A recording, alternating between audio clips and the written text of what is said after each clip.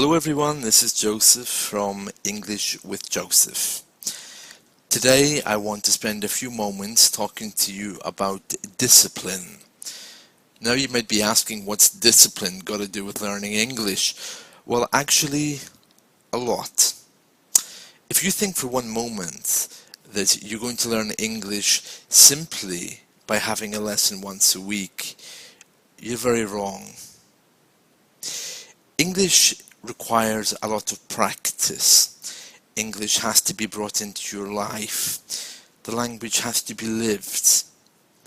I recommend that you study daily. You find a time that works for you. For me, when I'm learning other languages, early in the morning is a time that really works. Perhaps for you after lunch or in the evening time, but whatever you do, you must have a set routine. I recommend initially half an hour of English practice every day, building up to 1 hour, where you read in English, write in English, think in English, and have your dictionary at hand ready. You will already have a good knowledge of grammar to do this, or maybe not, maybe you're more at the beginning stages. Whatever way you do it, it's very important you have a daily, disciplined approach to learning. And that applies for everything in life. So, I want to encourage you to sit down now and for 10-15 minutes plan how much time, realistically, you can give to English every day. It doesn't have to be half a day, it doesn't have to be hours, but you have to be realistic. You have to know how long you're going to give this project, because that amount of time is going to be reflected in how well you speak English. Any good English teacher is going to tell you that a lesson once a week isn't the answer for learning. The other question is what resources you have available. Do you have English books?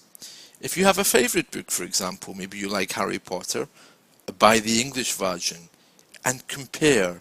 If it's something that you enjoy reading, then it's going to be easier to look at than something you don't. There's no point buying an English magazine on cars if you don't like cars, you know? So I suggest you go to your local bookshop, you find a book that maybe you've read in your own language, and you buy it in English. Now these days, in England anyway, we have a junior section. We have books which are written specifically for teenagers. You don't have to go for one of these books where you have English on one side and your language on the other. You can easily do this if you have a dictionary. In fact, I would encourage you to try to do this without looking back at your own language.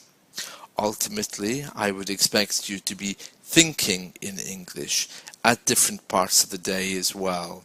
You really have to get into the spirit of it, into the habit of it, and really want to live it to be successful. It's with anything in life. There is really no point in practicing a new hobby, a new skill, if you're not going to put in the hard work to see the end results. So again, I would strongly encourage you today to sit down for maybe half an hour and decide realistically how many minutes, days or hours can you give English in a week. Daily would be perfect, maybe 10 or 15 minutes to begin with and building more. If you find that hard, you could exchange something you do regularly in your own language for the English language. Let me give you an example. Let's say, for example, you're someone who likes to go to church. Why don't you get the readings in English rather than in your own language? Find your passion.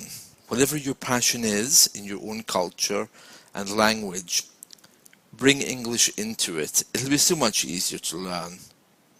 Thank you. Bye bye.